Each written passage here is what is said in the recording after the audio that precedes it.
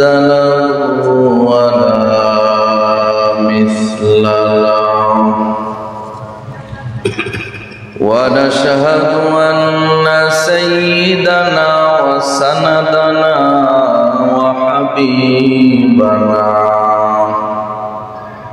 وحبيب ربنا وطبيب قلوبنا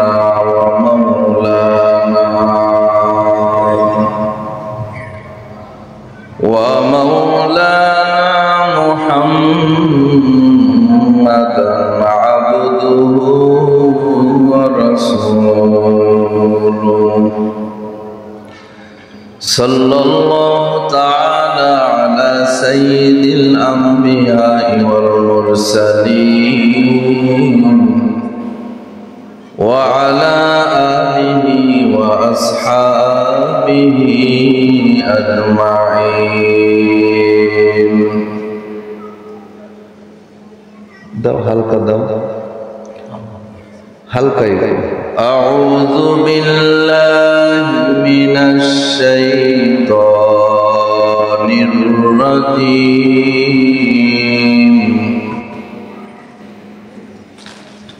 بسم الله الرحمن الرحيم. ولنبلونكم بشيء من الخوف والجوع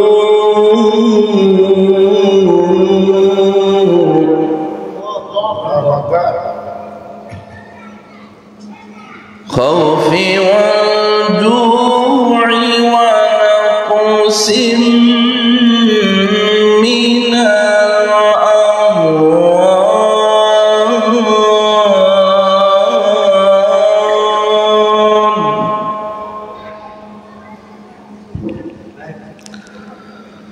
الخوف والجوع ونقص من الأموال والأنفس والثمرات.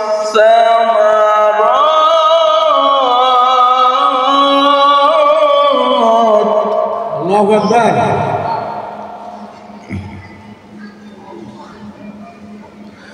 أموال والأنفس والثمرات وبشر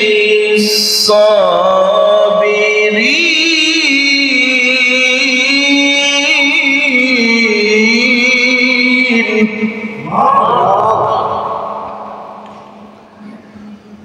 وبشر الصابرين. وقال رسول الله صلى الله عليه وسلم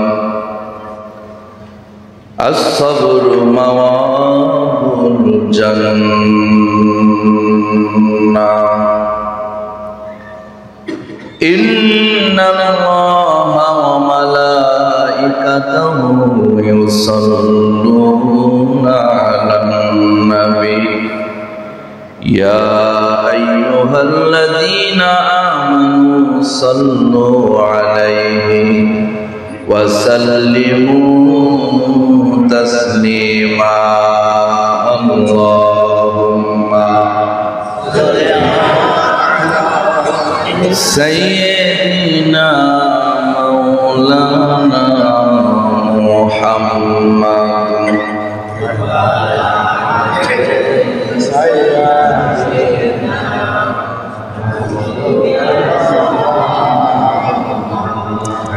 زيارة مدینہ دل میں تمنا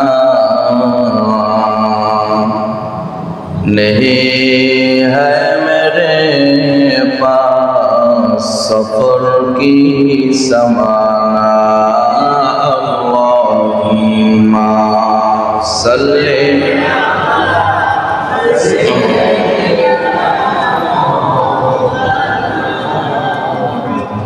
व अला आलि सय्यिदिना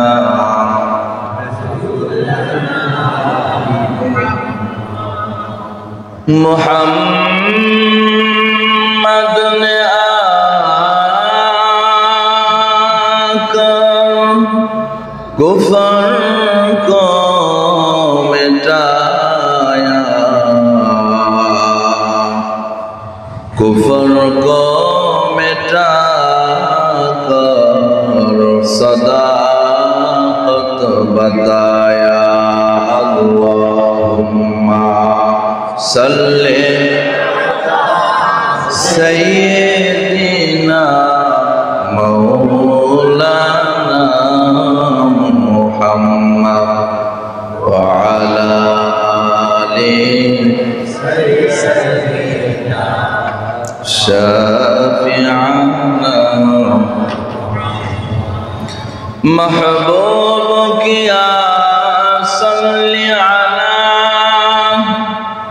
नामे मुहम्मद आँखों की दिया दिल की जिला नामे मुहम्मद बलगल उला बि कमालिही कशफत दुजा बिजमालिही हसनत जमीउ खिसालिही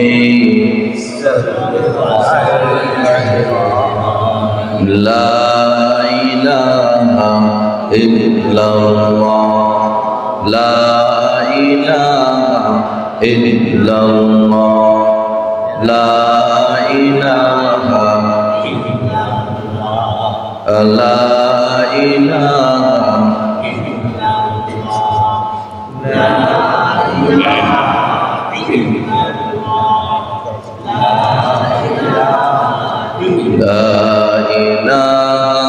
इल्लल्लाह ला इलाहा इल्लल्लाह ला इलाहा इल्लल्लाह ला इलाहा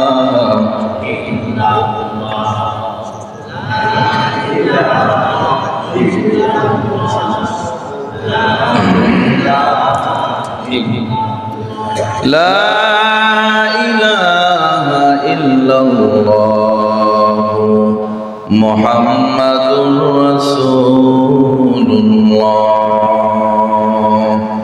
সাল্লাল্লাহু আলাইহি ওয়াসাল্লাম। ঐতিহ্যবাহী পাবনা জেলার অন্তর্গত আতাইতলা থানার পটিপাড়া বাইতুল আকসা জামে মসজিদের উদ্যোগে বিরাট ইসলামী জালসার সম্মানিত সুযোগ্য সভাপতি সাহেব, সম্মানিত প্রধান অতিথি, বিশেষ অতিথি, আমন্ত্রিত অতিথিবৃন্দ, আজকের মাহফিলের সম্মানিত আমন্ত্রিত উলামায়ে কেরাম, খাস করে কথা বলেছেন হযরত মাওলানা মোহাম্মদ আসাদুল্লাহ সাহেব দামাত বরকাতুহুম। আমার আগে কথা বলেছেন আলহাজ হাফেজ হযরত মাওলানা মোহাম্মদ আনোয়ার হোসেন সাহেব দামাত বরকাতুহুম আলিয়া। সমস্ত উলামায়ে কেরামকে আল্লাহ পাক দিনের ধারক বাহক হিসাবে সমস্ত উম্মতের কানে কানে দিনের সহি কথাগুলো পৌঁছানোর জন্য কবুল করুক, সকলেই পড়ে আমিন। নিচে কিছু দেওয়া।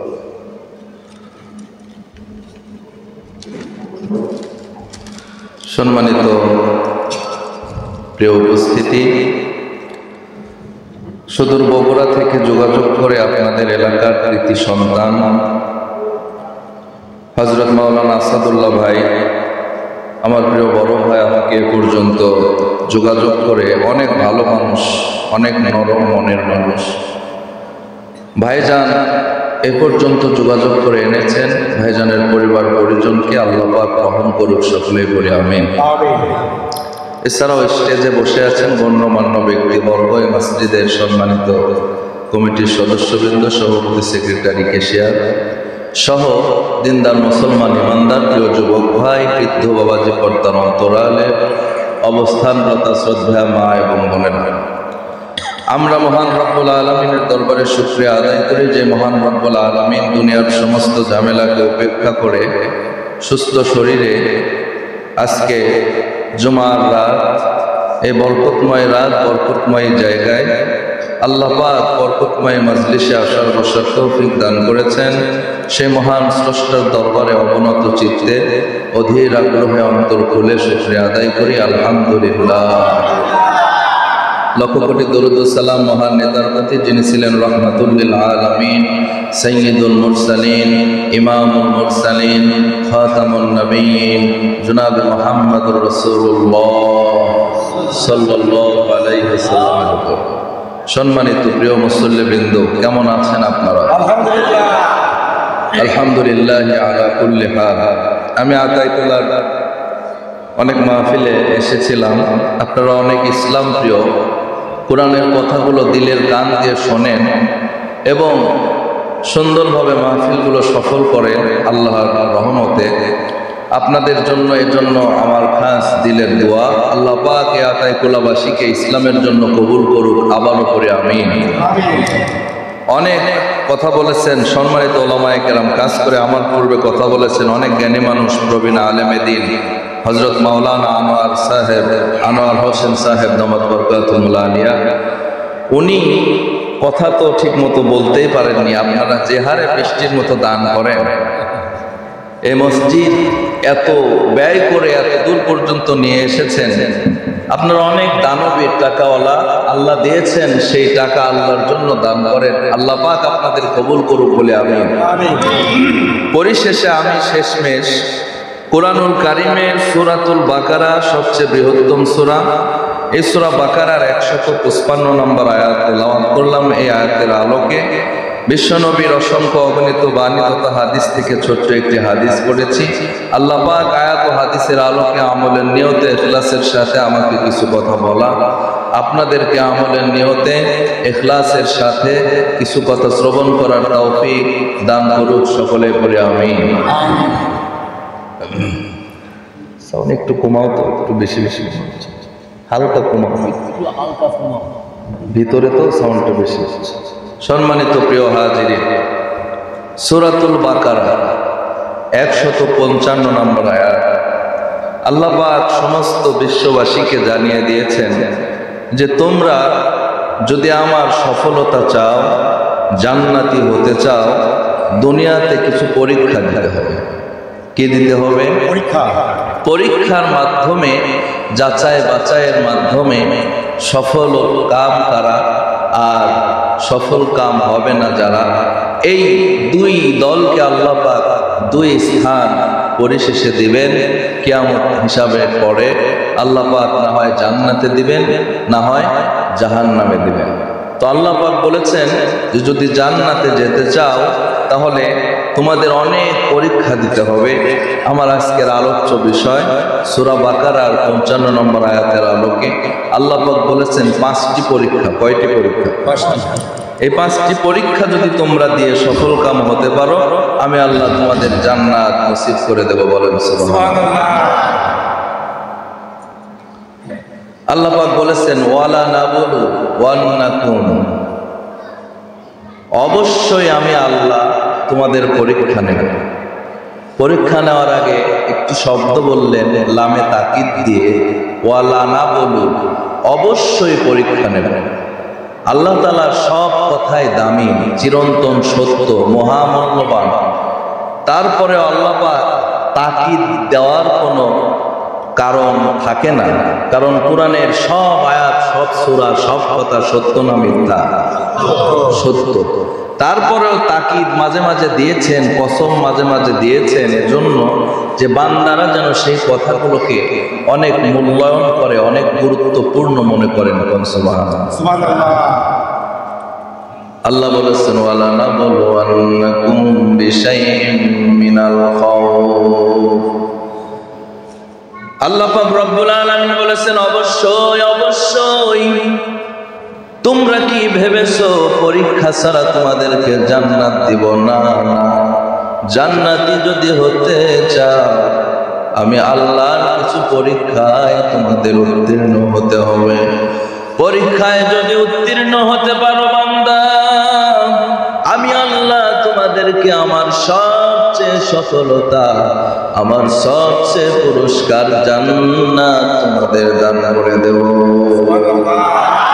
আল্লাহ আল্লাহ তুমেরা মাবুদ হায়, আল্লাহ আল্লাহ তুমেরা মাশরুক হায়। আল্লাহ আল্লাহ ইসে শিরিন ইস্তনাম শিরে সকর্মী কুনাদ জানাম তামাম। আল্লাহ আল্লাহ তুমেরা মাশরুক হায়, আল্লাহ আল্লাহ তুমেরা মাবুদ হায়।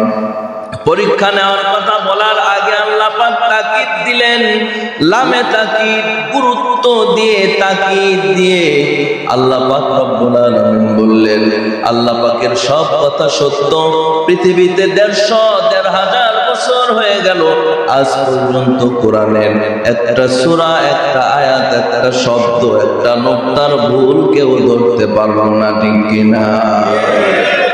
আল্লাহ পাক রব্বুল আলামিন কুরআনুল কারীমের শুরুতেই সেই সিল মোহর মেরে দিয়েছেন, জালিকাল কিতাবু লা রাইবা ফীহি,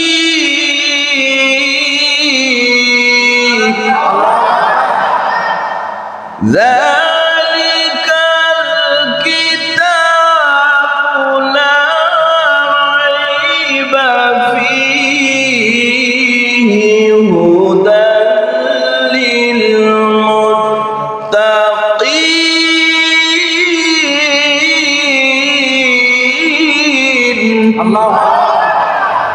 পৃথিবীর মানুষ বই লেখে, বই লেখার বইয়ের শুরুতেই লিখে দেয় আমার লেখার মধ্যে যদি কোনো ভুল হয় তোমরা সব ভুল ধরে দিবা, আমি পরবর্তী লেখায় পরবর্তী সংস্করণে সংশোধন করে দেব।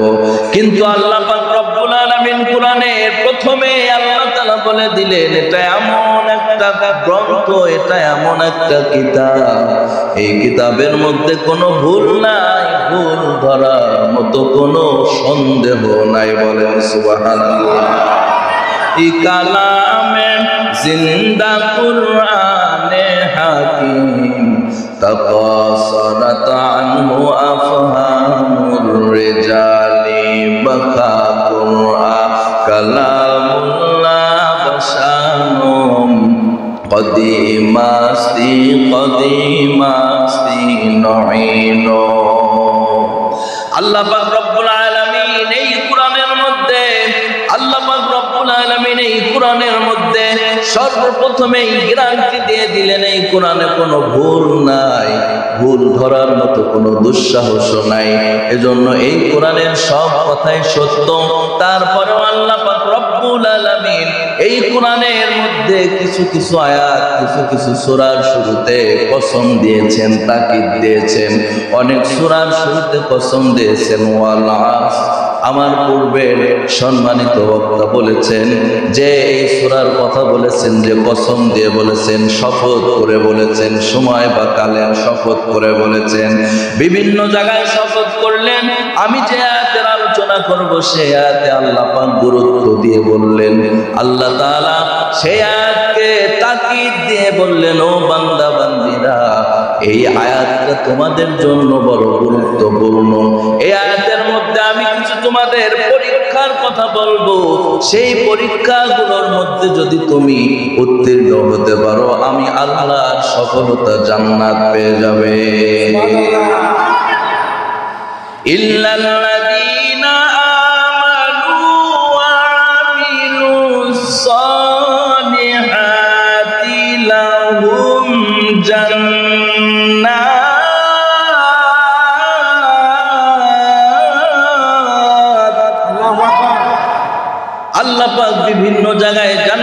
সুসংবাদ দিয়েছেন, কিন্তু আল্লাহ পরীক্ষা ছাড়া জান্নাত দিবেন না। আল্লাহ এই বাকারার সূরাতুল বাকারার 155 নম্বর আয়াতে আল্লাহ পাক বললেন, অবশ্যই আমি আল্লাহ তোমাদের 5টা পরীক্ষা নিব। কয়টা? 5টা। আরো জোরে। 5টা পরীক্ষা আমরা আজকে জানবো। আল্লাহ তাআলা এই 5টা পরীক্ষায় যেন আমাদের উত্তীর্ণ হওয়ার তৌফিক দান করেন, আমিন। আর একটা আল্লাহর দয়া, আল্লাহ তাআলা যদি বলতেন, ও বান্দা বান্দিরা তোমাদের পরীক্ষা নিব, কি পরীক্ষা নিব এটা আল্লাহ যদি না বলতেন আমাদের কাছে বড় কঠিন হয়ে যেত। কিন্তু আল্লাহ কি কি পরীক্ষা নেবেন সেই প্রশ্নগুলো আল্লাহ বলে দিলেন। দুনিয়ার শিক্ষার পরীক্ষা স্যার 2 মাস আগে, 1 সপ্তাহ 2-1 মাস আগে স্যার পরীক্ষার মধ্যে কি প্রশ্ন আসবে, বইয়ের মধ্যে থেকে কি কি প্রশ্ন আসবে, অনুশীলনগুলো অনেক সময় সাজেশন দিয়ে দেয়। সাজেশন দেওয়ার কারণে ছাত্রের পক্ষে সহজ হয় না কঠিন হয়? বলেন তো। স্যার এটা ইহসান করে ছাত্রের উপরে। আল্লাহ পাক রব্বুল আলামিন বলেন, ও বান্দা বান্দিরা দুনিয়ার মধ্যে যত দয়ার স্যার, যত দয়ার মা বাবা, যত দয়ার গুরুজন আছে তাদের চেয়ে কোটি কোটি কোটি গুণে আমি আল্লাহ দয়া বেশি। আমার দয়া মাওলা রে,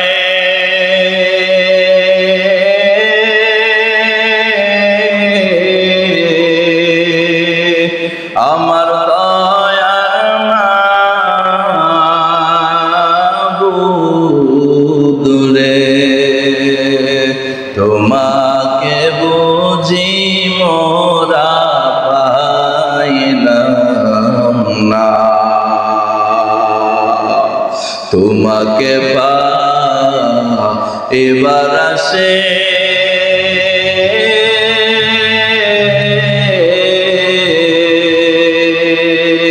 ঘুরিয়া বিদেশ বিদেশে,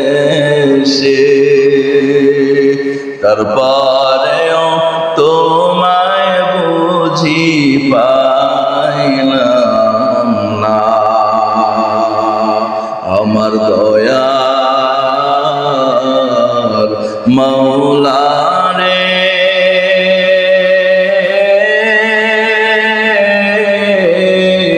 আমার দয়ার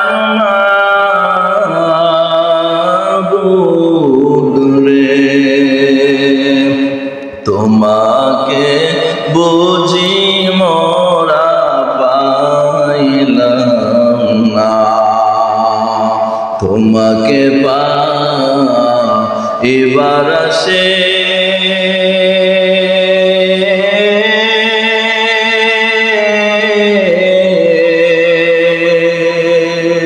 বসিলাম আজি তোমার ঘরেতে, তোমাকে পা এবার আসে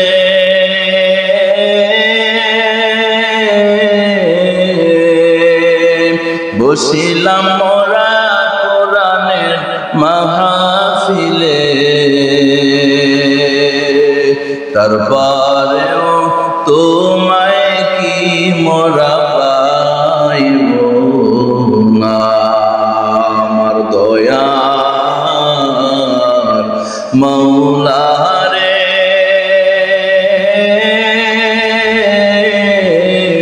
আমার দয়ার মাবুদ রে, তোমাকে বুঝি মোরা পাইলাম না। আল্লাহর এত দয়া, আল্লাহ দয়ার নজরে বললেন কি কি পরীক্ষা নিব বান্দা। সব পরীক্ষার প্রশ্নগুলো তোমাদের জন্য, পরীক্ষার প্রশ্নগুলো প্রকাশ করে দিলাম। বলেন সুবহানাল্লাহ। কয়টা পরীক্ষা জোরে বলেন আবার। এই 5টা পরীক্ষা আমরা জানবো এবং আমলের নিয়তে শুনবো, আমল করবো ইনশাআল্লাহ। বলেন ওয়ালানাবলুওয়ান্নাকুম বিশাইইন মিনাল খাউফ পাঁচটা পরীক্ষার মধ্যে আল্লাহ বলেন, ও বান্দা বান্দিরা, 1 নাম্বার পরীক্ষা হলো ভয়ের পরীক্ষা। কিসের পরীক্ষা? ভয়ের পরীক্ষা। এখানে আবার ভয়, এটা আবার কেমন পরীক্ষা হবে, কিসের ভয়, কেমন ভয়, এই বিষয়গুলো আমাদের জানতে হবে রে বাবা। ইমানদার দ্বারা হবে, ইমানদার দ্বারা হবে। বিভিন্ন সময় ইমানদার হওয়ার কারণে দুনিয়ার মধ্যে অনেক ভয়ের সম্মুখীন হতে হবে, ঠিক কিনা? আমরা তো দুর্বল ইমানদার, আমরা তো দুর্বল ইমানদার। সবচেয়ে সেরা ইমানদার, সেরা মানুষ, সেরা নবী, সেরা রাসূলকে জবান দিয়ে একটু উচ্চারণ করে বলেন তো, মুহাম্মাদুর মুহাম্মদ আরবি है ओ नबी रास्ते पे शोआ आलम हुआ उसकी पैदाइश से उजाला आलम हुआ उसकी पैदाइश से उजाला शफीउल उमम हमारा नबी रोज क़ियामत शफीउल उमम हमारा नबी रोज क़ियामत शफाअत करेगा अल्लाह के पास गुनाहगार उम्मत शफाअत करेगा अल्लाह के पास गुनाहगार उम्मत तकबीर में कलमा में नमाज़ों में अज़ा में है नाम इलाही से मिला नाम मुहम्मद है नाम इलाही से मिला नाम मुहम्मद। सबसे सेरा मानुष, सेरा नबी, सेरा रसूल, सेरा ईमानदार, तिनिও ঈমানের এই ভয়ের পরীক্ষা দিয়েছেন। যখন আল্লাহ পাক রব্বুল আলামিন রিসালাত নবুয়তের দায়িত্ব দিলেন, আল্লাহর নবী জনাবে মুহাম্মদুর রাসূলুল্লাহ কালেমার দাওয়াত দেন, কালেমার দাওয়াত দেন। ইতিমধ্যে কাফের বেঈমানের মধ্যে সরগোল পড়ে গেছে, আব্দুল্লাহর ছেলে মুহাম্মদ নাকি আমাদের বাপ দাদার ধর্মের বিরুদ্ধে কথা বলে। এবার আমাদের নবীর বিরুদ্ধে লেগে গেল সবাই। আল্লাহর নবী আমাদের পয়গম্বর জনাবে মুহাম্মদুর রাসূলুল্লাহ, মা নাই, বাবা নাই, দাদা লালন পালন করেছে, দাদাও দুনিয়ার বুক থেকে বিদায় নিয়েছে। লালন পালন অভিভাবকত্বের দায়িত্ব পালন করে আবু তালেব চাচা।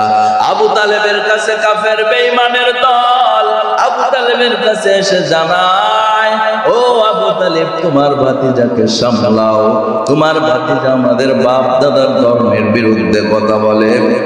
এবার আবু তালেব বলে, কি হয়েছে, কেন?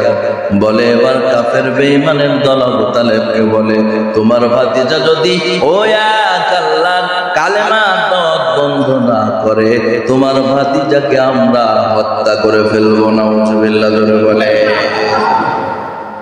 সবচেয়ে সেরা নবী, সেরা মানুষ, সেরা ইমানদার, তারপরেও তাকেও হত্যার ভয় দেখানো হয় একটাই কারণ, ইমানের দাওয়াত, ইমানের কথা বলা, ইমানের পথে অবিচল অটল থাকা।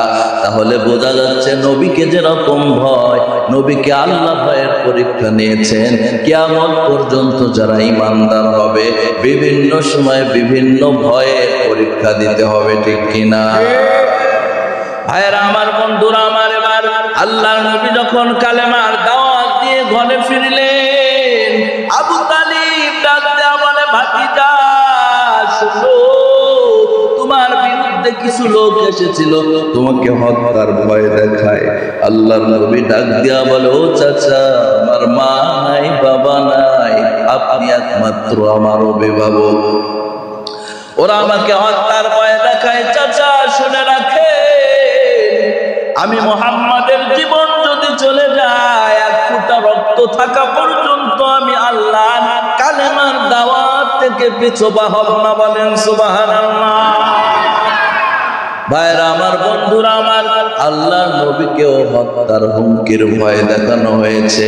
এই জন্য কিয়ামত পর্যন্ত এই ইমানের পথে চললে অনেক সময় ভয়ের পরীক্ষা দেওয়া লাগবে, কি লাগবে না?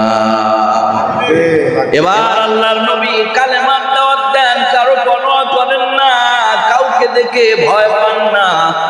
আল্লাহর নবী কালেমার দাওয়াত দেয়।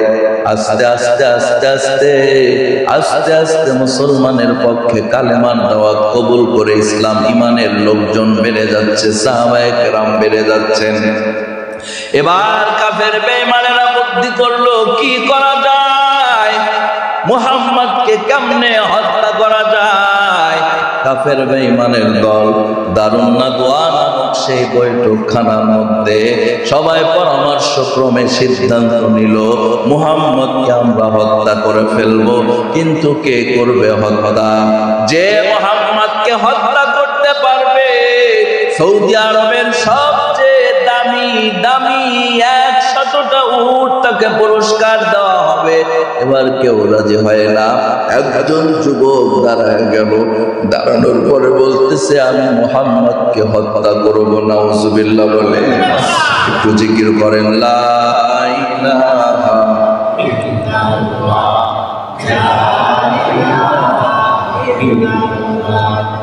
লা ইলাহা লা ইলাহা ইল্লাল্লাহ মুহাম্মাদুর রাসূলুল্লাহ সাল্লাল্লাহু। এবার একজন যুবক তারা গেল, যুবকের নাম হলো ওমর। ওমর দাঁড়ায় গেল, আল্লাহর নবীকে হত্যা করার জন্য খোলা তলোয়ার নিয়ে বের হয়ে গেল, মুহাম্মদকে খুঁজতেছে খুঁজতেছে। আল্লাহ তাআলা ওমরের হৃদয়ের মধ্যে ইমানের হেদায়েতের আলো নূর জ্বালায় দিয়েছেন। আল্লাহ পাক রব্বুল আলামিন হেদায়েতের নূর জ্বালানোর কারণে ওমরও কালেমা পড়ে দ্বীনের পথে চলে এসেছে। বলেন সুবহানাল্লাহ। এবার কাফের বেঈমানের দল আরো চিন্তায় পড়ে গেল, যে পানি দিয়ে আমরা মুহাম্মাদের আগুন নেভাবো সেই পানি আগুন হয়ে গেল। যার মানে যে ওমরকে দিয়ে মুহাম্মদকে হত্যা করব সে ওমর আবার কালেমা পড়ে মুসলমান হয়ে গেল।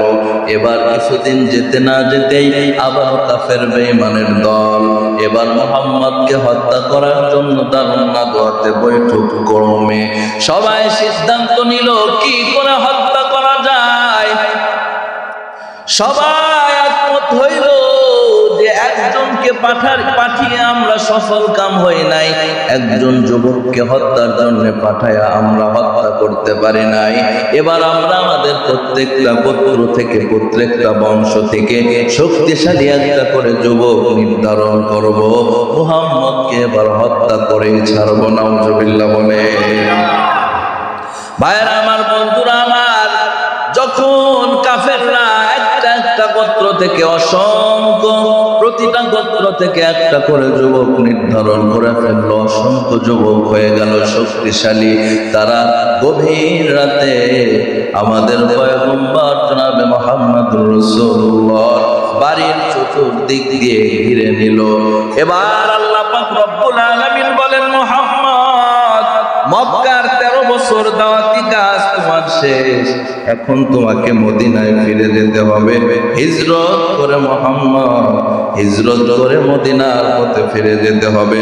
এবার তুমি বাড়ি থেকে বের হও, বাড়ি থেকে বের হয়ে যাও। ভাইরা আমার, বন্ধুরা আমার, আল্লাহর নবীর সাথে ছিলেন হযরত আলী। আলীকে ডাক দেয়া বলেন, রে আলী, আমার এখানে হিজরত করে চলে যেতে হবে। এই মাতৃভূমি মক্কা ছেড়ে এই কাফেররা আমাকে হত্যার ভয় দেখায়, হত্যার হুমকি দেয়, ভয় দেখায়। এই ভয়ের পরীক্ষায় আমি মুহাম্মদ সাল্লাল্লাহু আলাইহি ওয়াসাল্লাম, হে আলী, আমার কাছে কিছু আমানত আছে। এই আমানতগুলো তুমি সকাল হলে সকলের দ্বারে দ্বারে আমানতগুলো পৌঁছে দিয়ে আগামীকাল মদিনায় হিজরত করে চলে আসবে। আলী রে, মদিনায় তোমার সঙ্গে আমার দেখা হয়ে যাবে। মদিনা নাম কত মধু,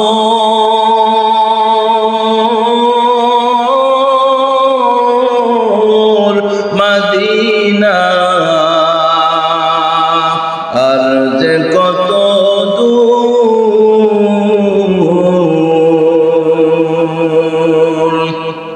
পাখির নাই ডানা পাখির ন্যায় ডানা থাকলে যেতাম মদিনায় মদিনা যাইতে পারলাম না মদিনা দেখতে পারলাম না মদিনা নাম কত সুন্দর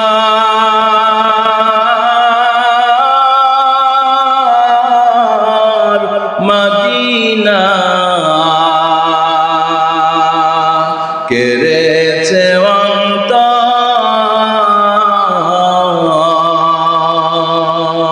ওই মদিনার পথের ধুলি আমি ওই মদিনার পথের ধুলি আমি মাখতে পারলাম না মদিনা যাইতে পারলাম না মদিনা দেখতে পারলাম না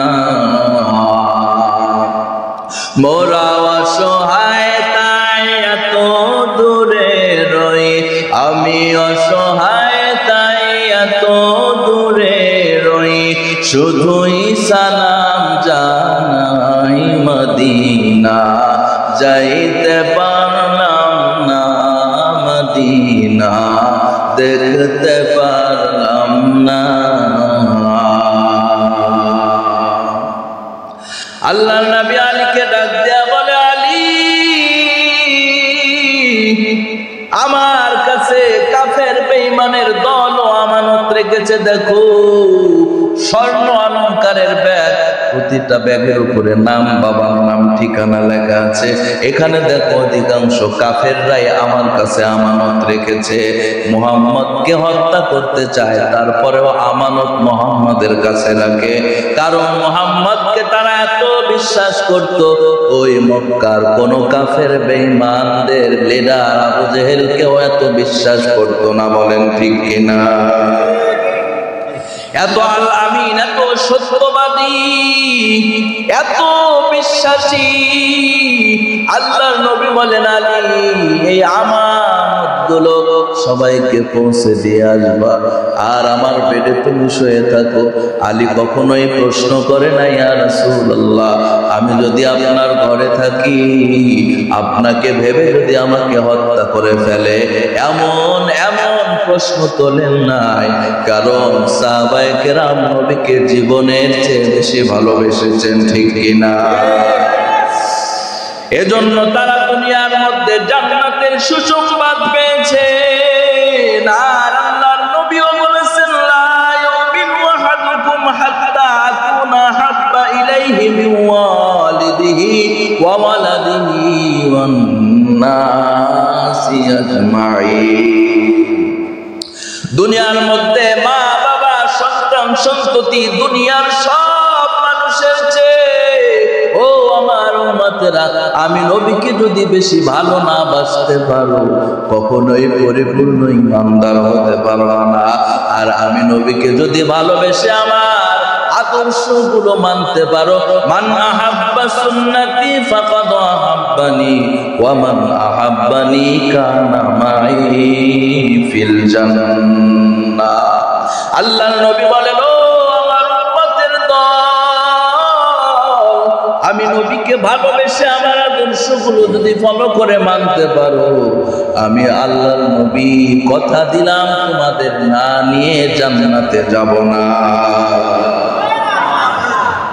ভাইরা আমার বন্ধুরা আমার আলীকে ঘরে রেখে আমানতগুলো আলীর কাছে রেখে আল্লাহ নবী ঘর থেকে বের হয়ে গেলেন এদিকে ওই যে প্রত্যেকটা গোত্র থেকে শক্তিশালী যুবক একটা একটা করে সশস্ত্র অবস্থায় নবীর বাড়ির চতুর্দিক দিয়ে ঘিরে রেখেছেন আল্লাহর নবী দরজা থেকে বের হয়ে দেখেন শত্রু দল আল্লাহর নবী চিন্তায় পড়ে গেলেন আল্লাহ তোমার হুকুম হয়েছে হিজরতের কিন্তু আমার বাড়ির চতুর্দিকে কাফেরের দল আমাকে হত্যা করার জন্য রেডি হয়ে দাঁড়িয়ে আছে আল্লাহ বলেন মুহাম্মদ ওরা তোমাকে হত্যার জন্য পরিকল্পনা করে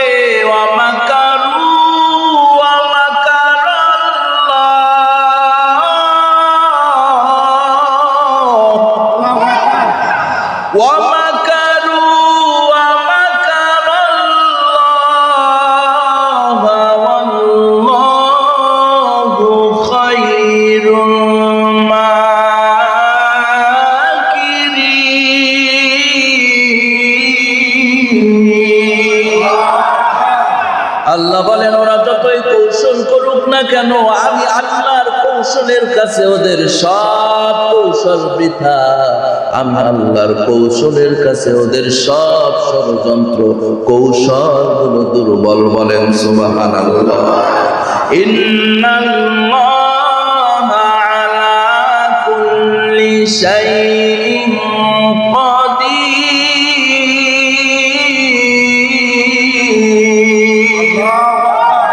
সব ক্ষমতা কার? জোরে বলেন।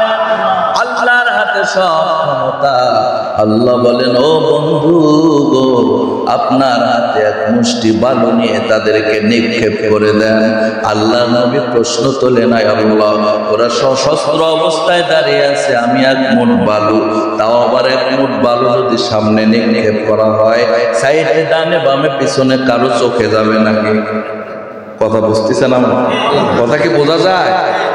আমি এক মুষ্টি বালু নিয়ে যদি এখানে মারি, আমার সামনে যে 5-7 জন 10 জন আছেন এদের চোখে পড়বে, এটাই তো স্বাভাবিক নাকি বলে? কিন্তু সাইডে সুইটে এদের তো কারো চোখে পড়বে। আল্লাহর নবী এভাবে প্রশ্ন তুলতে পারবেন, কিন্তু প্রশ্ন তোলেন নাই। সব ক্ষমতা কার? সমস্ত পয়গম্বর আল্লাহ যেটা বলেছেন সেটাই করেছেন। কোনো প্রশ্ন তোলেন নাই, ঠিক কিনা বলেন? হযরত মুসা আলাইহিস সালাম যখন ফিরাউন বাহিনী পিছু পিছু তারা করলেন, মুসা আলাইহিস সালাম যখন সেই সাগরের সামনে পৌঁছে গেলেন, আল্লাহ পাক রব্বুল আলামিনকে বলতেছেন, আল্লাহ পিছনে ফিরাউন বাহিনী সশস্ত্র অবস্থায় আর সামনে সাগর, আমি এখন কি করব? আল্লাহ বলেন, মুসা লাঠি দিয়ে বাড়ি দাও। সুবহানাল্লাহ। মুসা আল্লাহকে বলে না, আল্লাহ পিছনে ফিরাউন বাহিনী, আমার হাতে লাঠি দিয়ে পানিতে বাড়ি দিলে কি হবে? এমন কোন প্রশ্ন করে নাই। সঙ্গে সঙ্গে লাঠি দিয়ে পানিতে বাড়ি দিয়েছেন, সঙ্গে সঙ্গে রাস্তা বানিয়ে দিয়েছেন কে? আল্লাহর ক্ষমতা আছে না নাই? এ বিশ্বাস আছে তো ইনশাআল্লাহ? ভাইরা আমার, বন্ধুরা আমার, আল্লাহর নবী যখন এক মুষ্টি বালু নিয়ে হাত থেকে বালুগুলো নিক্ষেপ করে দিলেন, সমস্ত কাফেরের চোখগুলো অন্ধ বানায়া দিলেন কে?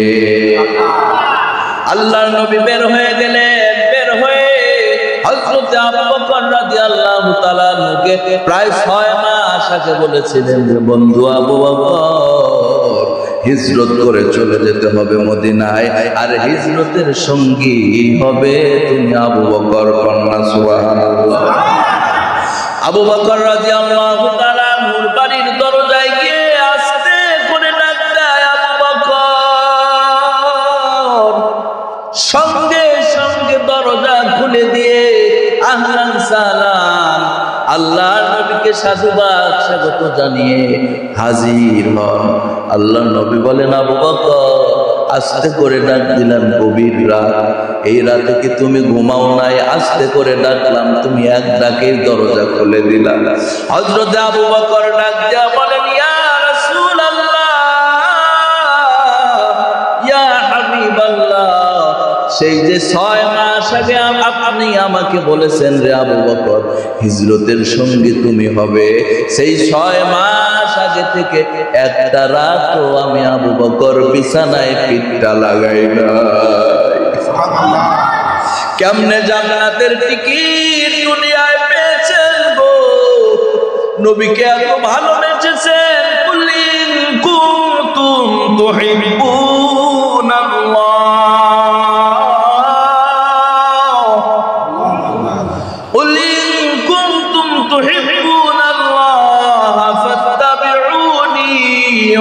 يحببكمullah ويغفر لكم ذنوبكم والله غفور رحيم।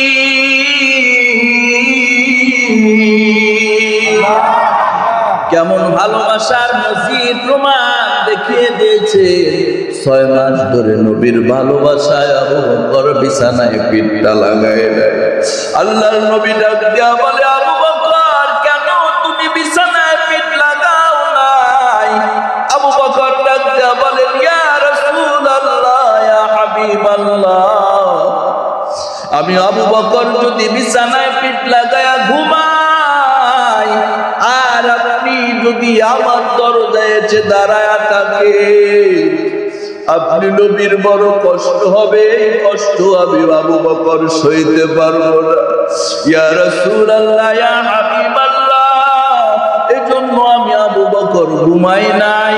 আল্লাহর নবী বলেন, আবু বকর চলো চলো, এই ভালোবাসার ফলাফল আবু বকর, তুমি যে আমার মদিনার আজকের সফরের সঙ্গী, এই মদিনায় গিয়ে এই সফর শেষ হবে না। আবু বকর, তোমার আমার সফর জান্নাতে যায় শেষ হবে। বলেন সুবহানাল্লাহ। জান্নাতের সুসংবাদ আল্লাহ দিয়েছেন, নবীও জানিয়েছে। আবু বকরকে ডাক দেয়া বলে, আবু বকর বের হও, সিচুয়েশন ভালো না। কাফেরের দল হত্যার জন্য ঘোরাঘুরি করতেছেন সশস্ত্র নিয়ে। আবু বকর রে বের হও, বের হও। হযরত আবু বকর আর আল্লাহর নবী হিজরতের জন্য বের হয়ে গেলেন। মক্কা থেকে 3 কিলোমিটার হেঁটে হেঁটে হেঁটে হেঁটে পথ পাড়ি দিলেন। এবার কাফেরের বেঈমানের দল পিছু নিয়েছে হযরত আবু বকর রাদিয়াল্লাহু তাআলা এবং আল্লাহর নবী গারে সৌর, সেই সৌর পাহাড় পর্বতের একটা গুহার মধ্যে ঢুকে গেলেন। ওই গুহার মধ্যে ঢুকে ক্লান্ত শরীর নিয়ে আল্লাহর নবী আবু বকরকে ডাক দেয়া বলে, আবু বকর, এই গারে সৌরের এই গুহার মধ্যে আমরা একটু রেস্ট করব। সকাল হলে এখানে রেস্ট করে এখান থেকে মদিনার পথে চলে যাব। এবার ওই গুহার মধ্যে হযরত আবু বকর এবং আল্লাহর নবী একটু আরাম করার জন্য গুহার মধ্যে আশ্রয় নিলেন। কিন্তু ওই গুহাটা বড় পুরাতন পাহাড়ের গুহা। পাহাড়ের সেই গুহার ভিতরে অসংখ্য সাপের, বিচ্ছুর, পোকামাকড়ের গর্ত, অসংখ্য সেই গর্তগুলো হযরত আবু বকর নিজের চাদর ছিঁড়ে ছিঁড়ে ছিঁড়ে ছিঁড়ে সাপের গর্তগুলো বন্ধ করে দিলেন। হযরত আবু বকর গর্ত বন্ধ করতে করতে তার চাদর কম্বল ছিঁড়ে ছিঁড়ে শেষ হয়ে গেল, কিন্তু একটা গর্ত বন্ধ করার কাপড় আর অবশিষ্ট বাকি রইল না।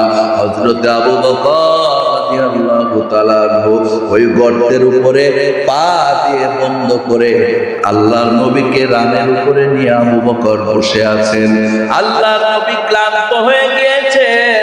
আল্লাহর নবী আবু বকর রাদিয়াল্লাহু তাআলা রানের উপরে মাথা দিয়ে একটু নিদ্রায়, একটু আরাম বিশ্রাম করতেছেন। ভাইরা আমার, দুইজনই ক্লান্ত শরীর, আবু বকরও ক্লান্ত, আল্লাহর নবীও ক্লান্ত। যদি ক্লান্ত হয় দুইজনেরই ঘুম ধরার কথা, নাকি বলেন? কথা বুঝতেছেন আমার? কিন্তু আল্লাহর নবীকে আবু বকর এত ভালোবেসেছেন, আবু বকর ক্লান্ত হওয়ার পরেও আল্লাহর নবীর ভালোবাসায় ঘুমায় না। আল্লাহর নবীকে রানের উপর নিয়ে বসে আছে। আর যখন গভীর রাত, ওই যে একটা গর্ত বন্ধ করা বাকি ছিল, গর্তটা পা দিয়ে আবু বকর ধরে আছে। আর ওই গর্তের ভিতর থেকে একটা বিষাক্ত সাপ ওই গর্তের ভিতর থেকে একটা, দুইটা নয়, অসংখ্যবার কামড় দিয়েছে। তবু আবু বকর ওই গর্তের মুখ থেকে পা সরান নাই। বলেন সুবহানাল্লাহ। একটাই ভালোবাসা, একটাই মায়া গো, একটাই মুহাব্বত। ওই সাপ বের হয়ে যদি নবীর কোনো ক্ষতি করে, এজন্য নিজের পা বিসর্জন হয়ে যাচ্ছে। তারপরে আবু বকর ওই গর্ত থেকে পা সরায় না। এক পর্যায়ে বিষের ক্রিয়া যন্ত্রণায় আবু বকর কাঁদতেছে, চোখ দিয়ে দর দর করে পানি বের হয়ে যাচ্ছে। চোখের এই নোনা পানিটা যখন আল্লাহর নবীর চেহারার উপরে এক ফোঁটা পড়ে গেল, সঙ্গে সঙ্গে আল্লাহর নবীর ঘুম ভেঙে গেল। আল্লাহর নবী ডাক দিয়া বলে, আবু বকর কি হয়েছে, কাঁদো কেন?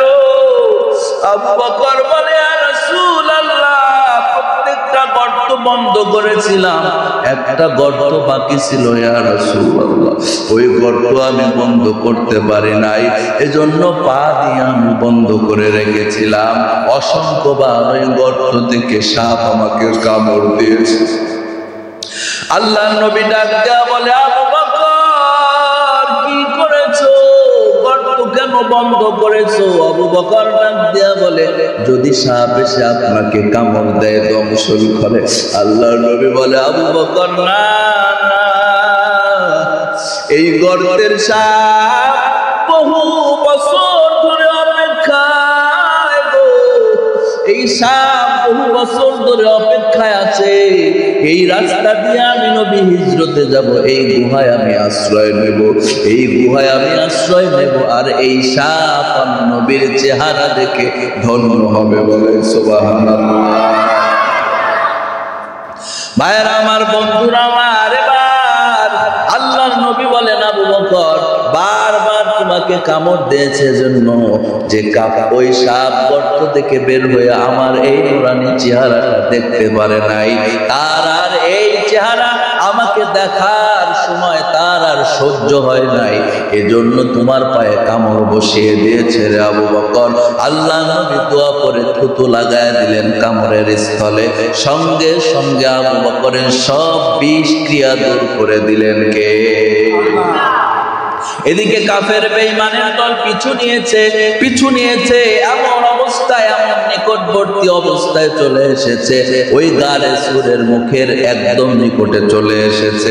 আল্লাহ পাক রব্বুল আলামিন তাদেরকে এমন ভাবে সাহায্য করবেন, আবু বকর তো তাদের ছায়া দেখতেছে, তাদের সারা শব্দ শুনতেছে। আবু বকর ভয় করেছেন। আল্লাহর নবী বলে, আবু বকর ভয় নাই, তুমি কি ভেবেছো এখানে তুমি আর আমি আছি? এখানে আমাদের সঙ্গে একজন আছে, তিনি কে? জোরে বলে, লা তাহজান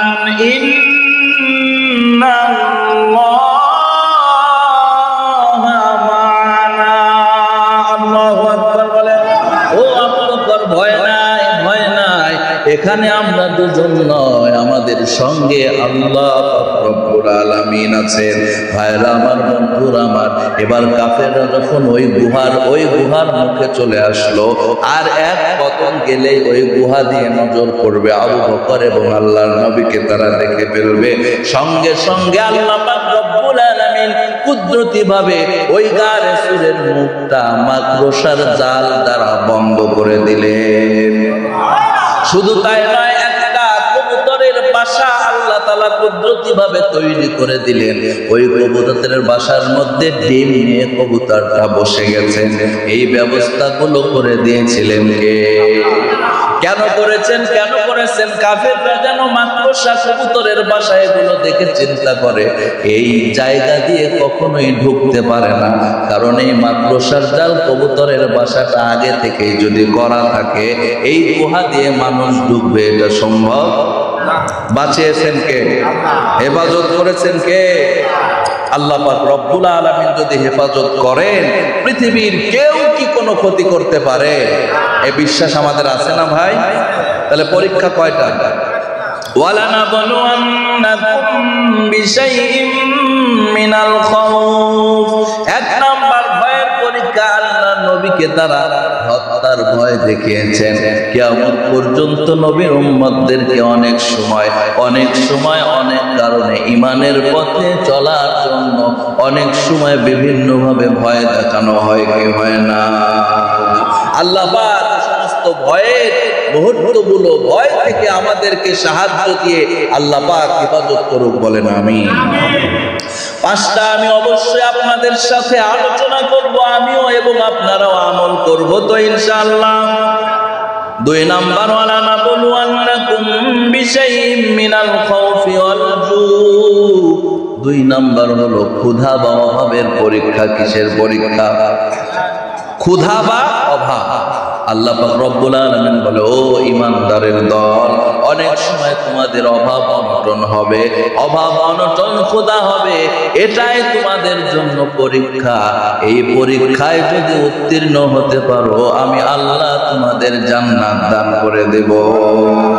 আল্লাহ আল্লাহ তু মেরা মাবুদ হায়, আল্লাহ আল্লাহ তু মেরা মাশুক হায়।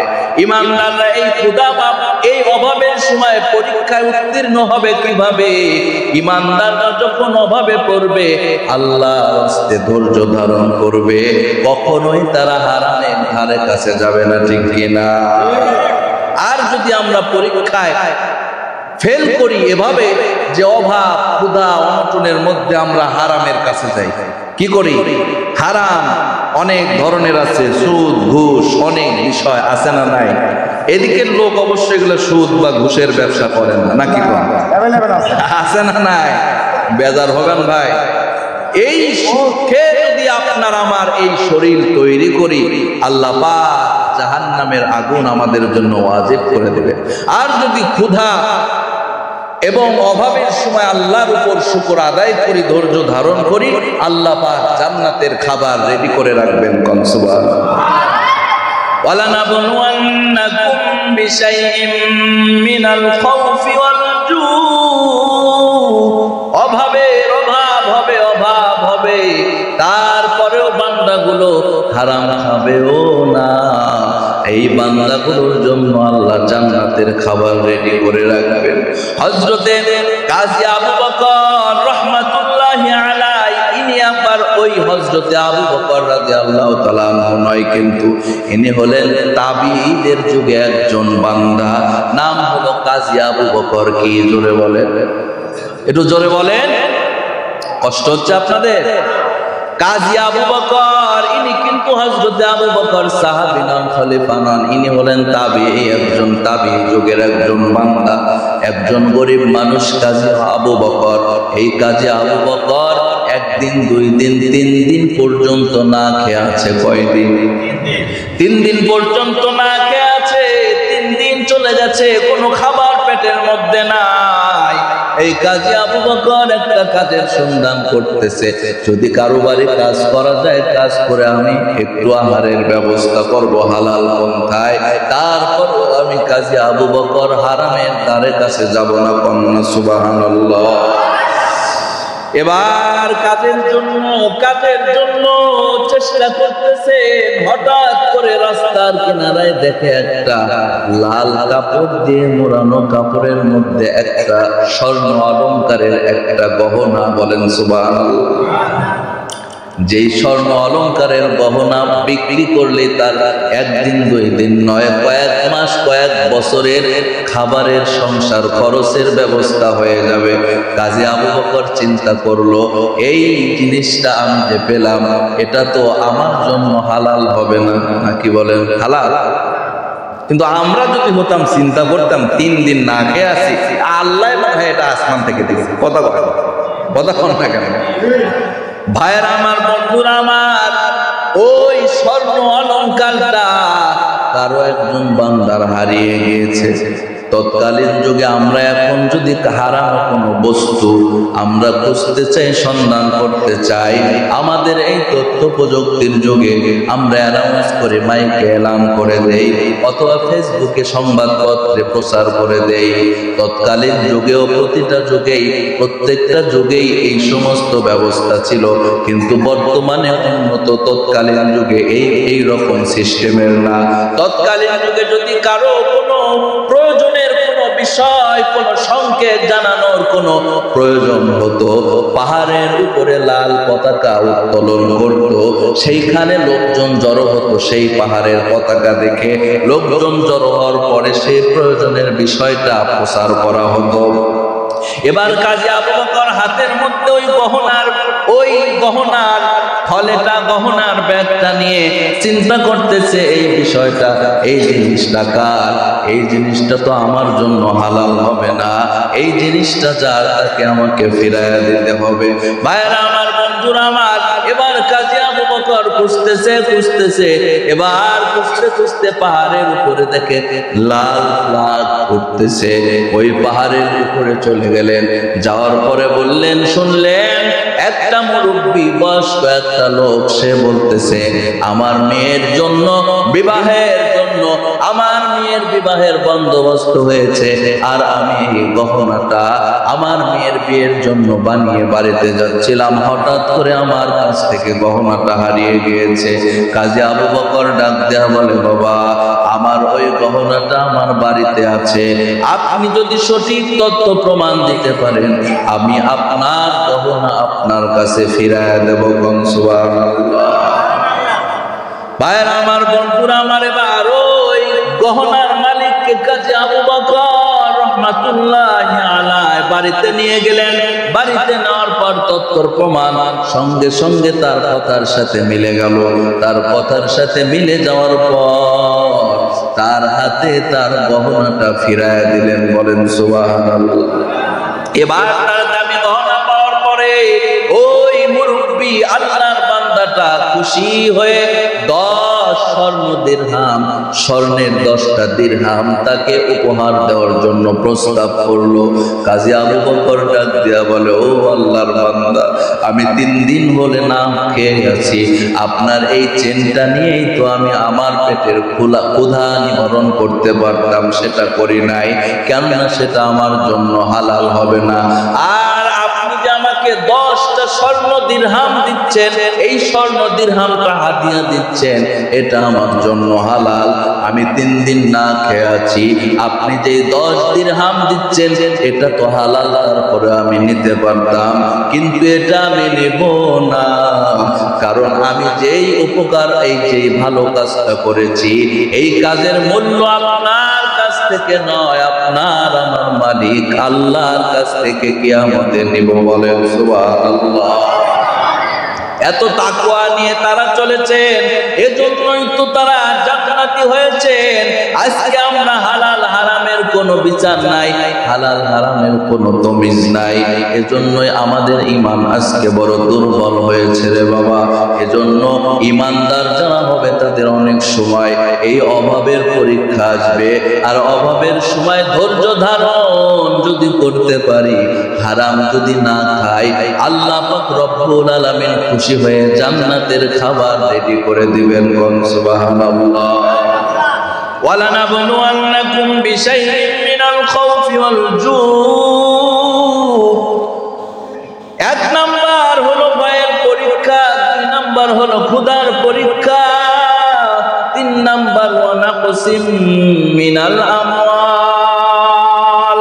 3 নাম্বার হলো আল্লাহ পাক রব্বুল আলামিন বলেন 3 নাম্বার পরীক্ষা বান্দা, 3 নাম্বার পরীক্ষা হলো তোমার মাল সম্পদের ক্ষতির পরীক্ষা। কিসের পরীক্ষা? মাল সম্পদের ক্ষতির পরীক্ষা। অনেক সময় আমাদের মাল সম্পদের অনেক লস, অনেক ক্ষতি হয়ে যায় কি যায় না?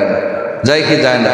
প্রিয় ভাইয়েরা আমার, অনেক সময় দেখবেন ব্যবসায় লস হয়ে গেছে ইমানদারের, কিন্তু ওই সমস্ত অবস্থায় ইমানদাররা ধৈর্য ধরবেন কার উপর? ইয়া আইয়ুহাল্লাযীনা আমানু ইসতাঈনু বিস-সাবরি ওয়াস-সালাহ ইন্নাল্লাহা মা'আস-সাবিরিন। আল্লাহু আকবার। আল্লাহ বলেন, তোমরা যদি আমি আল্লাহর কাছে সাহায্য চাও নামাজ এবং ধৈর্যের বিনিময়ে, তাহলে আমি আল্লাহ তোমাদের সঙ্গেই থাকবো। বলেন সুবহানাল্লাহ। এজন্য ভাইরা আমার, বন্ধুরা আমার, এই 5টা পরীক্ষা যদি আমার উপরে কখনো কখনো আসে, তাফসীরের মধ্যে এসেছে এই 5টা কারো উপরে একসঙ্গে একজনের উপরে 5টা পরীক্ষা আসতে পারে, বা কখনো কখনো 4টা আসতে পারে, কখনো 3টা আসতে পারে, কখনো 2টা পরীক্ষা আসতে পারে, কখনো 1টা আসতে পারে, কখনো এই 5টা পরীক্ষার যে কোনো একটাও আসবে না, অন্য কোনো পরীক্ষা আসবে। কিন্তু পরীক্ষা আল্লাহ নেবেন, যাচাইয়ের মাধ্যমে জান্নাত দিবেন, ঠিক কিনা? তাহলে 1 নাম্বার পরীক্ষা কি বলেন তো? ভয়ের পরীক্ষা। 2 নাম্বার ক্ষুধার পরীক্ষা বা অভাবের পরীক্ষা। 3 নম্বর নাকসিম মিনাল আমওয়াল, সম্পদের ক্ষতি হয়ে যাবে, সম্পদের পরীক্ষা হবে। অনেক সময় আপনার ব্যবসায় লস হয়ে যাবে, অনেক সময় আপনার সম্পদের ক্ষতি হয়ে যাবে, কিন্তু অনেক সময় দেখা যায় ঢাকা, গুলশান, বনানী, চিটাগাং অনেক বিশাল বিশাল কোম্পানির মধ্যে আগুন লাগে কি লাগে? এগুলোও কি পরীক্ষা? খোদা যদি তারা ইমানদার হয় অবশ্যই তাদের উপর পরীক্ষা, ঠিক কিনা? কিন্তু যদি তার কোটি কোটি টাকার ব্যবসা, ইন্ডাস্ট্রি, কিন্তু যাকাত দেয় না, আছে না নাই? কিন্তু যাকাত যদি না দেয় সেই টাকা তার জন্য কি হালাল হয়ে গেছে না হারাম? সেই সমস্ত সম্পদগুলো যদি 1 কোটি টাকা যাকাত হবে কত জানেন আপনারা? 2.5 লক্ষ টাকা। কত? আর 1 লক্ষ টাকার যাকাত 2.500। আমার আপনার সম্পদের 2.5% হলো যাকাত দিতে হবে আল্লাহর রাস্তায়, এতিম দুস্থ আল্লাহর পথে দিতে হবে। আমরা এগুলো যদি না দেই, সেই সম্পদে যদি আগুন লাগে তাহলে কি সেটা পরীক্ষা? কথা কয় না, বুঝতেছেন আমার কথা? ইনশাআল্লাহ ওয়ালানাবলুওয়ান্নাকুম বিশাইইম মিনাল খাউফি ওয়াল জু'i ওয়া নাকসিম মিনাল আমওয়াল। 3 নম্বরে সম্পদের পরীক্ষা যে হবে, এই সম্পদের পরীক্ষা ইমানদারদের উপরে যখন হবে, ধৈর্য ধরব কার উপরে? জোরে বলে নাকসিম মিনাল আমওয়ালি ওয়াল আনফুসি। 4 নম্বরে হলো আমাদের এই জীবনের উপরে অনেক পরীক্ষা আসবে, আমাদের এই জীবনের উপরে হায়াতের উপরে পরীক্ষা আসবে, এই জীবনে অনেক অসুস্থতা নেমে আসবে, এই জীবনে অনেক সমস্যার সম্মুখীন হতে হবে। এই আয়াতের এই শব্দের 4 নম্বর শব্দের এই পরীক্ষার ব্যাখ্যা আমি দেখলাম, প্রতিটা তাফসীর দেখলাম। এই ব্যাখ্যা হলো নিজের এই শরীরের উপরেও হতে পারে, নিজের আপনজনের শরীরের উপরেও হতে পারে। নিজের সন্তানের শরীরে যদি কোনো সমস্যা হয়, ওই সমস্যার কারণে বাবা হিসাবে কষ্ট লাগে কি লাগে না? সন্তানের যদি কোনো দুর্ঘটনা ঘটে, মা বাবার কষ্ট লাগে কি লাগে না? মা বাবার এত দয়া সন্তানের উপরে, মা বাবার এত দয়া রে বাবা। সন্তানের যদি কিছু হয়, কষ্ট আগে মা বাবার লাগে। বিদেশে বিরাজ্যে যদি সন্তান মারা যায়, পশু পাখি জানার আগে আগে জানে মায়। এজন্য যুবক ভাই, মা বাবা এত দয়ার, আপনার আমার যদি এই জীবনের উপরে কোনো কষ্ট হয়, সর্বপ্রথম ওই কষ্ট মায়ের লাগে, বাবার লাগে। এজন্য ওই মাকে ওই বাবাকে কোনো কষ্ট দেওয়া যাবে না। আজকে অনেক যুবক সুন্দরী স্ত্রী পেয়ে মাকে ভুলে যায়, আছে না নাই? সুন্দরী স্ত্রী পেয়ে বাবাকে ভুলে যায়, আছে না নাই? ছোট্ট সন্তান হয়েছে, ওই সন্তানকে এত কোলে নিয়ে যুবকরা ভালোবাসে। ওরে যুবক ভাই, তুমিও যখন ওই ছোট্ট ছিলা, ওইভাবে তোমার বাবাও তোমার কোলে নিয়ে ভালোবেসেছে। আজকে তুমি সন্তান বউ পেয়ে মাকে ভুলে গিয়েছো, বাবাকে ভুলে গিয়েছো। এমন একদিন তুমি ছোট ছিলা, তোমার মা তোমার বাবা তোমাকে ওই রকম ভালোবেসেছে। আজকে ছোট সন্তান বলে, বাবা হাটে যাচ্ছ, আমার জন্য মজা নিয়ে আসবে, সদা খাবার নিয়ে আসবা, খেলনা নিয়ে আসবা। হাজার হাজার টাকার বাজার ব্যাগ ভর্তি করলা, সন্তানের জন্য খেলনা চকলেট কিনলা। কিন্তু বৃদ্ধা মা হাটে যাওয়ার সময় ডাক দিয়ে বলেছিল, রে সন্তান, কতদিন আগে আমাকে পান কিনে দিয়েছো, আমার পান নাই। ও সন্তান, আমার জন্য 10 টাকার পান নিয়ে এসো। ওরে কোলাঙ্গার সন্তান, হাত ভর্তি বাজার করলাম, মায়ের জন্য পান কেনার কথা ভুলে যায়। এমন সন্তান এদিকে মনে হয় না। প্রিয় ভাই বাবাজিরা, মনে কষ্ট নিবা না। আল্লাহ নবী বলেছেন, আল জান্নাতু তাহতা আকদামিল উম্মাহাত। আল্লাহ নবী বলেন, মায়ের পদতলে তোমাদের জন্য জান্নাত। বলেন সুবহানাল্লাহ। একটি গিলাস পানির পালে বাইজিদের কোলে তোলে, হাত তুলে মা বলেন, বাজিদকে ওলি বানাও। মায়ের দুয়ালো হে মুমিন, মায়ের দুয়ালো। বিপদে পড়বে না তুমি যখন যেথায় যাও, মায়ের দুয়ালো হে মুমিন, মায়ের দুয়ালো। যার কারণে বাইজিদেরই নাম ছড়িয়েছে বিশ্ব ভুবন। ছোট্ট শিশু বাইজিদেরই মতন সবাই হও, মায়ের দুয়ালো হে মুমিন, মায়ের দুয়ালো। এজন্য যুবক ভাই, আপনার আমার যদি কোনো বিপদ হয়, সর্বপ্রথম মায়ের কষ্ট লাগে, বাবার কষ্ট লাগে। ওই মাকে কোনোদিন ভোলা যাবে না, বাবাকে কোনোদিন ভোলা যাবে না।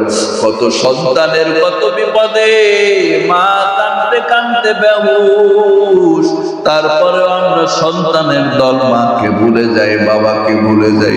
কত বৃদ্ধ বাবা বৃদ্ধা মা কত কষ্ট করে জীবন যাপন করে।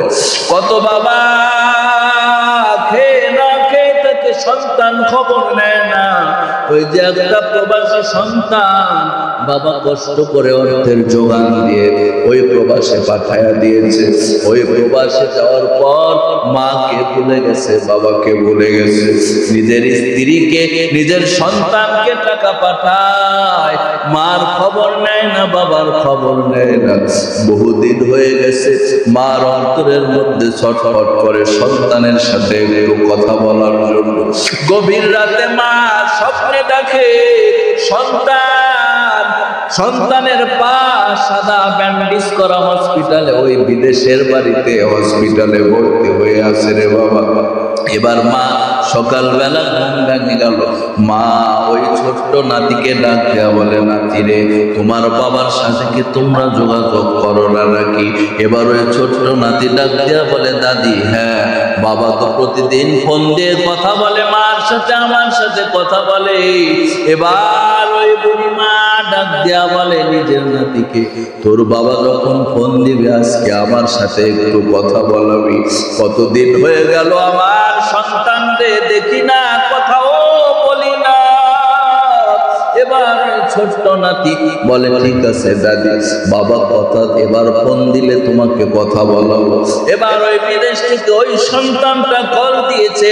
সন্তানটা কল দেওয়ার পর যখন ছোট সন্তানের সাথে কথা বলে, বাবা দাদি তোমার সাথে কথা বলতে চেয়েছে। এবার ওই বিদেশের সন্তান ওই ছোট সন্তানকে বলে, যাও তোমার দাদির সাথে নিয়ে যাও, কথা বলবো।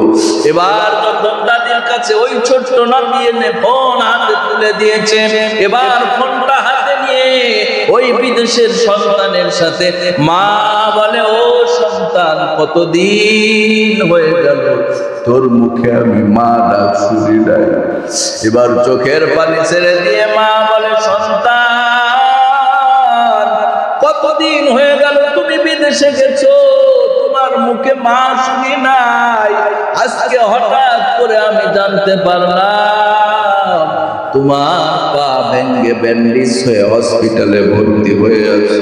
এবার ওই যুবক সন্তান চোখের পানি ছেড়ে দিয়ে মাকে ডাক দেয়া বলে, মা আমি তো এখনো কাউকে এই পা ভেঙে যাওয়ার কথা বলি নাই, তুমি কি করে জানলে গো মা?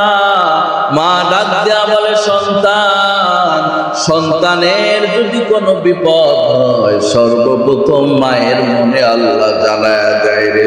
ওরে সন্তান, গভীর রাতে আমি স্বপ্নের মধ্যে দেখলাম তোর ওই বিদেশের বাড়িতে পাটা ভেঙে ব্যান্ডেজ করে আছিস, হসপিটালে ভর্তি হয়ে আছিস। সন্তান এবার বিদেশ থেকে ফোনের মাধ্যমে চোখের পানি ছেড়ে বলে, মা তোমার স্বপ্ন বড় সত্য। আমি কয়েকদিন আগে বড় বিল্ডিং এর কাজ করতে করতে হঠাৎ করে বিল্ডিং এর উপর থেকে পড়ে গিয়ে আমার পাটা পুরো ভেঙে গিয়েছে। আমি কয়েকদিন হসপিটালে ভর্তি হয়ে আছি। আমার এই পা ভেঙে দেওয়ার কথা আমার বউ জানে না, সন্তান জানে না, আবার শ্বশুর জানে না, শাশুড়ি, বন্ধু বান্ধব, দেশের কেউ জানে না। কিন্তু মা তুমি কেমনে জানলা? মা ডাক দেয়া বলে, সন্তানের যদি কিছু হয় মায়ের অন্তরে আগে আল্লাহ পাক জানায় দেয়। ও যুবক ভাই, তোমার আমার এত বিপদ হতে মা পাশে থাকবে, কেউ পাশে থাকবে না রে বাবা। এজন্য ওই মাকে ভোলা যাবে না, ওই বাবাকে ভোলা যাবে না। সন্তানেরও যদি বিপদ হয় শরীরের উপরে, মায়ের বড় কষ্ট লাগে, বাবার বড় কষ্ট লাগে রে বাবা। এজন্য আল্লাহ পাক রব্বুল আলামিন বলেছেন, মাঝে মাঝে এই হায়াতের উপরে, জীবনের নফসের উপরে আমি আল্লাহর পরীক্ষা যাবে। এই পরীক্ষায় তোমাদের ধৈর্য ধারণ করতে হবে। এই পরীক্ষায় যদি ধৈর্য ধারণ করো, আমি আল্লাহ তোমাদের উপরে বড় খুশি হয়ে যাব। মিনাল খাউফি ওয়াল জু'i ওয়া নাকসিম মিনাল আমওয়ালি ওয়াল আনফুসি আনফুসি, এই জীবনের উপরে যত পরীক্ষা তোমাদের আসবে, তোমাদের উপরে যত পরীক্ষা আসবে, এটা তোমাদের পরীক্ষায় উত্তীর্ণ হতে হবে। হযরত আইয়ুব নবী, আইয়ুব আলাইহিস সালাম আল্লাহর বড় একজন পয়গম্বর, তার জীবনের উপরে আল্লাহ এভাবে পরীক্ষা নিয়েছিলেন। পরীক্ষা, এমন পরীক্ষা, হাত পচে একদম গলে গলে খসে খসে পড়ে গেল, পিঠ হাত পা সব জায়গায় পোকা ধরে ধরে, পোকা ধরে ধরে দুর্গন্ধ। এই শরীরের উপরে আল্লাহ পরীক্ষা নিলেন। তার শরীরের দুর্গন্ধ, তার শরীরের দুর্গন্ধের কারণে একাধিক তার স্ত্রী ছিল, প্রত্যেকটা স্ত্রী তার বাবার বাড়িতে চলে গেল, ডিভোর্স নিয়ে চলে গেল। এবার হযরত আইয়ুব আলাইহিস সালাম আল্লাহর শুকর আদায় করে বলেন, আল্লাহ আল্লাহ আমার পিঠ পচে গেছে, বলে খসে গেছে, আমি বিছানায় শুতে পারি না, ঘুমাতে পারি না, আমার হাত পচে গেছে, খাইতে পারি না, হাত দিয়ে ধরতে পারি না, পা পচে গেছে, হাঁটতে পারি না গো আল্লাহ, আমার শরীরের সব জায়গায় পোকামাকড় পচে একদম দুর্গন্ধ হয়ে গেছে আল্লাহ। তারপরেও আমি বেজার না, কিন্তু আমার জিহ্বাটা তুমি পচায়ো না, আমার এই জিহ্বা দিয়ে যেন তুমি আল্লাহকে আল্লাহ বলতে ডাকতে পারে। বলেন সুবহানাল্লাহ। এদিকে সব স্ত্রী চলে গেছে, কিন্তু একজন স্ত্রী মাত্র যায় নাই, নাম হলো হযরত রহিমা। আইয়ুব আলাইহিস সালাম ডাক দেয়া বলে, রহিমা, সব স্ত্রী আমাকে দেখে ঘৃণা করে বাবার বাড়িতে চলে গেল, ও রহিমা তুমি কেন যাও না রে রহিমা? রহিমা ডাক দেয়া বলে, ও প্রাণের স্বামী, কিয়ামতের ময়দানে সবাইকে দাঁড়াতে হবে, কিয়ামতের ওই কঠিন হাসরের ময়দানে সবাইকে হিসাব দিতে হবে, আর আমি রহিমা কি নিয়ে দাঁড়াবো, কি হিসাব দিব ওই কিয়ামতে? যদি আমার এই একটা আমল যদি আল্লাহ ভালোবাসে, আপনার খেদমত করতেছি, সব স্ত্রী আপনার চলে গিয়েছে, আমি এই দুঃসময়ে আপনার পাশে আছি, কিয়ামতে আল্লাহ যদি বলে, রহিমা কি নিয়ে কিয়ামতে দাঁড়িয়েছো? আল্লাহর কাছে বলবো, আল্লাহ আমার স্বামীর খেদমত করে তোমার কাছে এসেছি। এজন্য পর্দার অন্তরালের মা বোনেরা, স্বামীর খেদমত করে আল্লাহর দরবারে সেদিন দাঁড়াতে হবে। চারটা কাজ যদি মা বোনেরা যদি করতে পারেন, আল্লাহ আপনাদের জন্য 8টা জান্নাতের দরজা খুলে দিবেন। সুবহানাল্লাহ। এজন্য মা বোনেরা, আপনাদের জন্য এই 4টা কথা আমি বলবো। এই 4টা আমল যদি আমি শুনেছি, আপনারা অনেক অসংখ্য মা বোনেরা হয়েছেন, আপনাদের এই 4টা আমল যদি আপনারা করতে পারেন, আল্লাহ আপনাদের জান্নাত দিয়ে দিবেন। 1 নাম্বার হলো মা, 5 ওয়াক্ত নামাজ আপনারা আদায় করবেন সময় মতো, 5 ওয়াক্ত নামাজ আদায় করবেন। 2 নাম্বার হলো রমজান মাসের রোজা রাখবেন রে মা। 3 নাম্বার হলো স্বামীর খেদমত করবেন। স্বামীর খেদমত হযরতে রহিমা আইয়ুব আলাইহিস সালামকে খেদমত করে যদি জান্নাতি হতে পারে, আজকে আপনারাও যদি স্বামীর খেদমত করতে পারেন, স্বামীর খেদমত করতে পারেন, আল্লাহ বলেন, আমার বান্দীদের আমার পায়ে সেজদা, আমার পায়ে সেজদার পরে যদি সেজদার হুকুম নারীদের দিতাম, বলতাম তোমাদের প্রত্যেকের স্বামীর পায়ে সেজদা দাও। সুবহানাল্লাহ। কিন্তু আমি এটা বলি নাই, কারণ আমার বান্দা বান্দিরা দুনিয়ার কারোর কাছে সেজদা করবে না, মাথা নত করবে না, একমাত্র আমি আল্লাহর কুদরতি পায়ে মাথা নত করবে। সুবহানাল্লাহ। ভাইরা আমার, বন্ধুরা আমার, এজন্য পর্দার অন্তরালের মা গো, সারা জীবন এই দুনিয়ায় থাকা যাবে না। যুবক ভাই, সারা জীবন এই পৃথিবীতে থাকার জন্য আমরা আসি নাই। বৃদ্ধ বাবাজিরা কয়দিন আর বাঁচবো? চুলগুলো সাদা হয়ে গেছে, দাড়িগুলো সাদা হয়ে গেছে, কোথায় গেল যৌবন, কোথায় গেল কৈশোর, বাল্যকাল, সব হারিয়ে গেল। কবরের পথের যাত্রী ও যুবক ভাই, কয়েকদিনের এই যৌবন আর বেশি দিন থাকবে না। তোমার আমার আশেপাশে কত বৃদ্ধ বাবাজিকে দেখতে পাও, তাদের চুলগুলো কয়েক বছর আগে তোমার আমার মতো কালো ছিল, তাদের শরীরের শক্তি ছিল রে বাবা। এই জন্য বৃদ্ধ বাবাজিরা, পর্দার অন্তরালের মা, যুবক ভাইয়েরা, এই পৃথিবীতে সারা জীবন থাকা যাবে না। যেই স্বামীর ঘরে মা, রঙিন রঙিন শাড়ি পরে, ফুলের মালা গলায় দিয়ে, নাকে ফুল কানে দোল, শরবত খেয়ে খেয়ে যে স্বামীর ঘরে ঢুকেছে, ওই স্বামীর ঘর থেকে চির বিদায় নিয়ে ওই কবর ঘরে রওনা দিতে হবে, ঠিক কিনা? 3.5 হাত মাটির ঘর, কারো আপন কারো পর, কারো আবার ফুলেরই বাগান, কারো বা হবে জান্নাত। 3.5 হাত মাটির ঘর, কারো আপন কারো পর, কারো আবার ফুলেরই বাগান, কারো বা হবে জান্নাত। আমলনামা সেদিন তোমার হবে গোরের বাতি, ওই কবরে যেতে হবে, থাকবে না কেউ সাথী। থাকতে হবে নিরালায়, একা একা পাঁচতলায়, থাকতে হবে নিরালায়, একা একা পাঁচতলায়, চতুর্দিকে রবে শুধু মাটি, চতুর্দিকে রবে শুধু মাটি। মুনকার নাকির আসিবে, সোয়াল জবাব করিতে, না পারিলে সোয়ালের জবাব, শুরু হবে কবরের আযাব।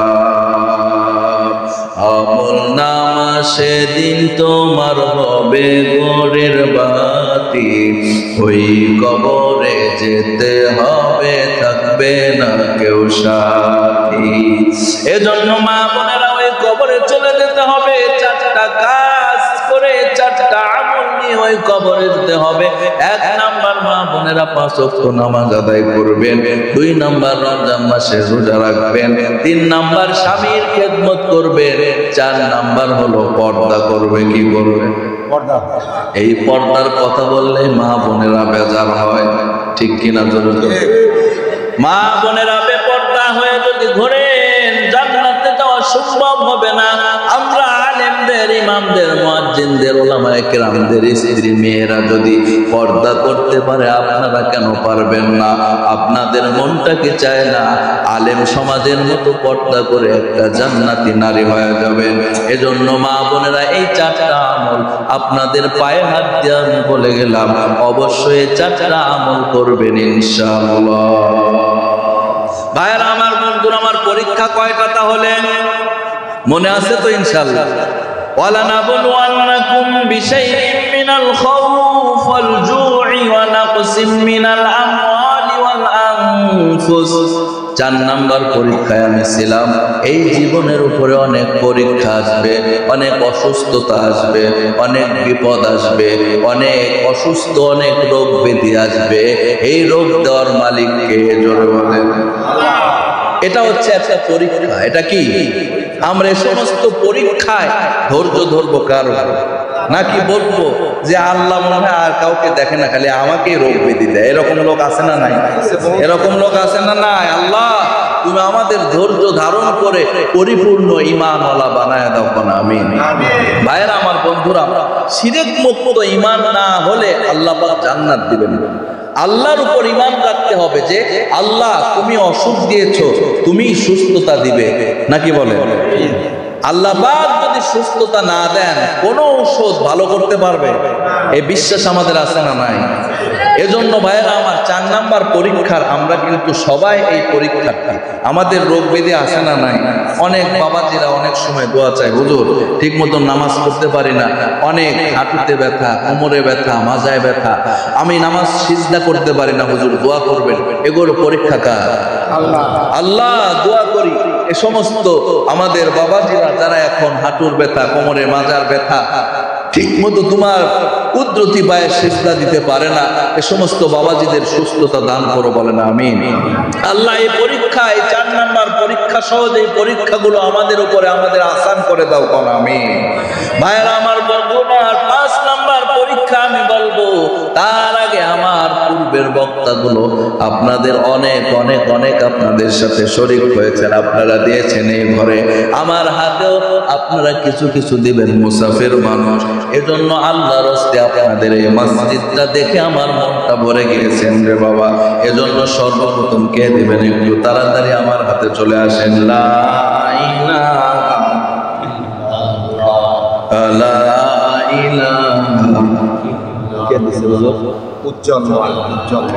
উজ্জ্বল ভাই 1000 টাকা বলেন মারহাবা, লিল্লাহি তাকবীর।